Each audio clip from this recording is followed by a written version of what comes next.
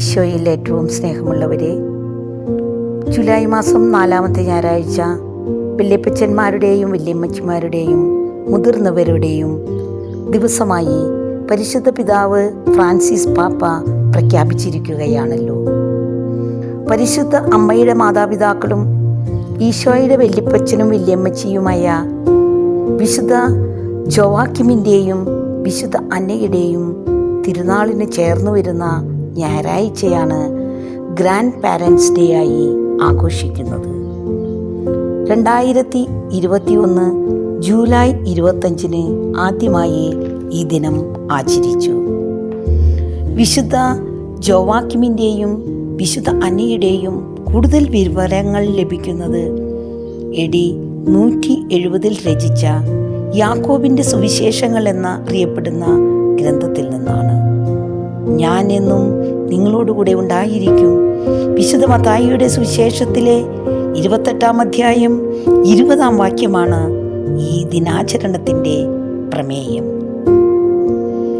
ജോവാക്കീം എന്നത് ഹീബ്രു നാമമായ യഹോവാക്കീം എന്ന പേരിൽ നിന്നാണ് ഉണ്ടായത്.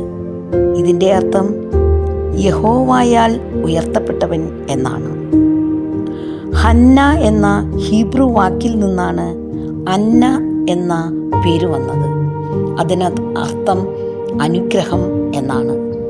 തൻ്റെ ജീവിതത്തെ നീതിമാനായ ഒരു മനുഷ്യൻ്റെ ജീവിതത്തോട് ചേർക്കണമെന്നായിരുന്നു അന്നയുടെ ആഗ്രഹം. നസ്രത്തിലെ സമ്പന്നരായ ദമ്പതികളായിരുന്നു വിശുദ്ധ ജോവാക്കിമും അന്നയും.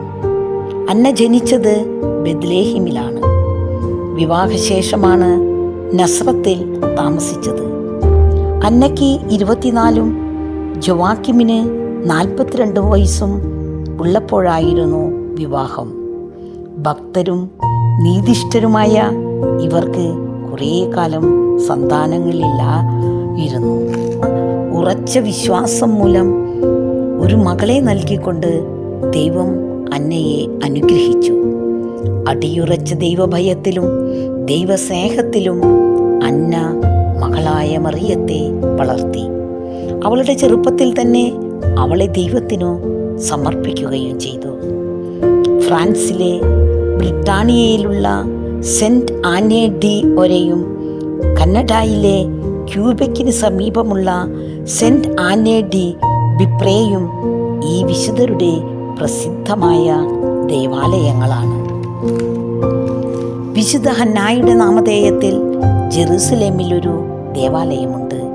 ഇത് വിശുദ്ധ ജോവാക്കിമിൻ്റെയും വിശുദ്ധ ഹന്നയുടെയും ഭവനമിരുന്ന സ്ഥലത്തു തന്നെയാണെന്ന് വിശ്വസിക്കപ്പെടുന്നു. ഈ ദമ്പതികളുടെ ഭവനത്തിൽ വെച്ചാണ് കന്യകാമറിയം ദൈവമാതാവാകാനുള്ള ദൈവീക പരിശീലനം നേടിയത്. പൗരസ്ത്യ സഭയിൽ 4-ാം നൂറ്റാണ്ട് മുതൽ വിശുദ്ധ അന്നയുടെയും വിശുദ്ധ ജോവാക്കിമിൻ്റെയും തിരുനാൾ ആഘോഷിക്കുന്നുണ്ട്. ക്രിസ്തീയ കുടുംബങ്ങളുടെയും കുഞ്ഞുങ്ങളില്ലാത്ത ദമ്പതികളുടെയും വിവാഹിതരുടെയും മാതാപിതാക്കളുടെയും വിധവകളുടെയും മധ്യസ്ഥയാണ് ഇവർ. പരിശുദ്ധ മാതാവിനോടുള്ള ക്രൈസ്തവ സ്നേഹത്തിൻ്റെ വിപുലീകരണമാണ് ഈ ദമ്പതികളുടെ ഭക്തി. കുടുംബമാണ് സമൂഹത്തിൻ്റെ അടിസ്ഥാനമെന്ന് 2-ാം വത്തിക്കാൻ സൂനഹദോസ് പഠിപ്പിക്കുന്നു.